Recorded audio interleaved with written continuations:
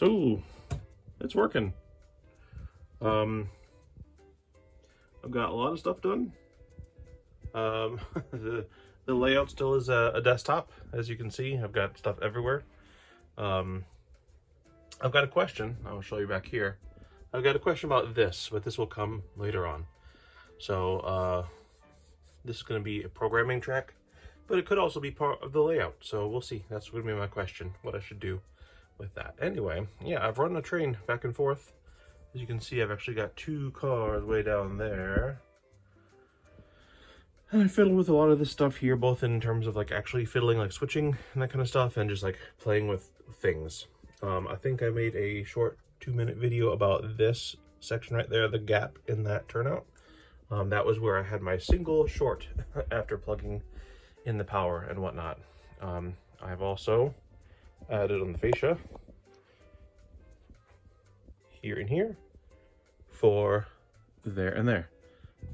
And they will switch really well. They do not change the polarity now because I have not messed with the wiring on the bottom. But that will be done soon because that'll power the frog. Daddy, it's almost time. It is almost time. Okay. It was time to do work for my son on remote day. So anyway, yeah, these work. These are the Blue Point motors, or Blue Point machines. This one's a little bit harder because I don't know if we can see here.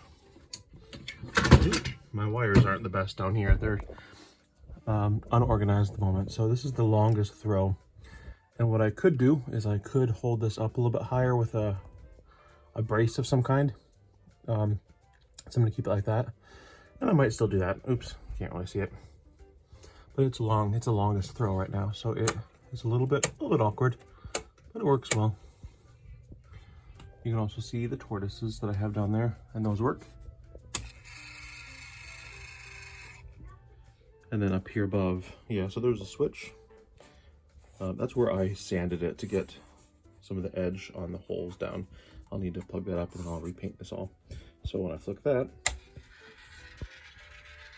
it makes that one move. I'll put it back down. And there we go. So that leads to those 2 tracks right there. There's going to be a wall, a door over there, or a platform, I'm not sure which. There will also be a platform over by the drill right there. Oh, now what have I done? I ran a train back and forth a couple times. This frog is now live, that frog is now live, but the rest of the frogs are dead right now. But the train has run over it actually pretty well. It's the one that was down there, that's an Athearn. It does not have a stay alive, keep alive. What I ended up doing is I ended up running it for a little while to fiddle with making sure that all my... Anyway, the frogs are dead right now, but with that locomotive, it's been going over it. So what I did is I was checking some of these joints here, the parts where I soldered the track together. I did a little bit better. I scraped off some of the stuff here, used a brush, resoldered some of these because I swore that it was working fine, and it wasn't working. And I think what turns out is so I want to ask people about this. I use this. So far this has done well. It is paste. It is a pain in the butt to get off of stuff. So like when I am trying to clean these here, it is horrible. And I came across that most recently when I was soldering this, because I was using my turnout jig to add this and this and that and that and that, and that. Those ones there.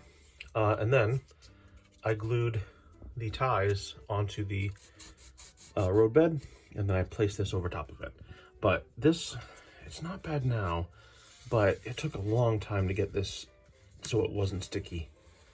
And I can probably even still find some sticky parts on the side, or if I tripped it upside down, I could find some sticky parts. And that's from that rosin flux paste. And I think this is fine to use. It doesn't mention any of the things that they shouldn't have. I'll leave this right here. I do try to clean everything, but it's a pain in the butt to clean it. Remove excess residue, because I've got 99% isopropyl alcohol. And I've got also flux remover for PC boards. Dissolves most types of flux, including ionic and non-ionic residues, whatever that means. Safe for most plastic and elastomer components. And then the same thing, but in French. So, I'm looking to see if there's a more liquid flux, but it's tough to figure out exactly what I need, what works well for it. So I'm looking to learn about that. And then finally, I know everybody's like, oh no, don't use those or whatever. So, but I put this over the track on that side, and you can see the end scale grooves that are on it. I'm using it for end scale. So I ran this over the track a number of times, and it ran so much better. Like, this thing is like a champ now. It obviously was before, but I think it had been getting a lot of the flux paste on it and had been not being a happy camper. So I also used isopropyl alcohol on a piece of paper, and then I put it on the track while I had the trucks on the back. And it was wiping off, and that made it a whole lot better as well. So now that I have my track cleaned off, I'll have to do that over here. This is gonna be my programming track. I have insulated joiners right here, you can see. And I'm gonna paint this, obviously. Everything's getting painted at some point. But do I use this as just a programming track? Or maybe I'll end up putting a switch here.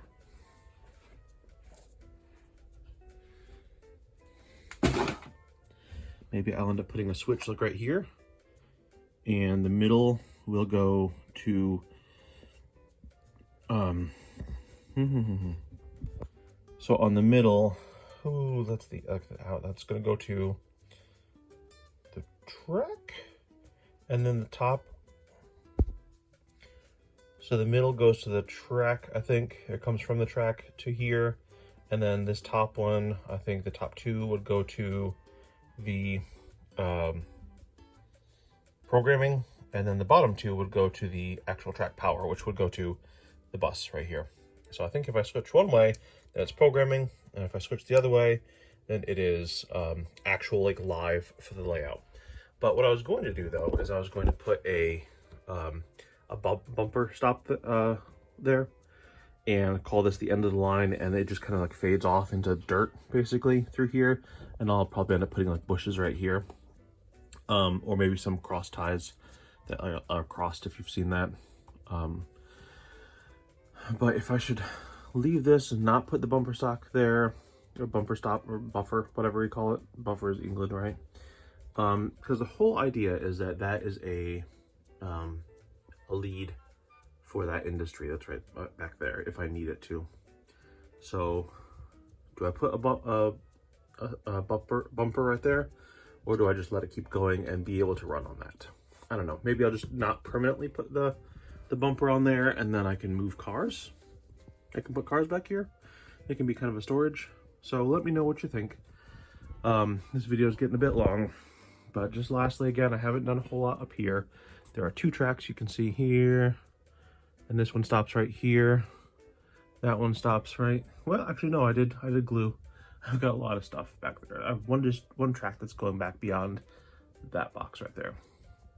And if we come back here, I do have this right here.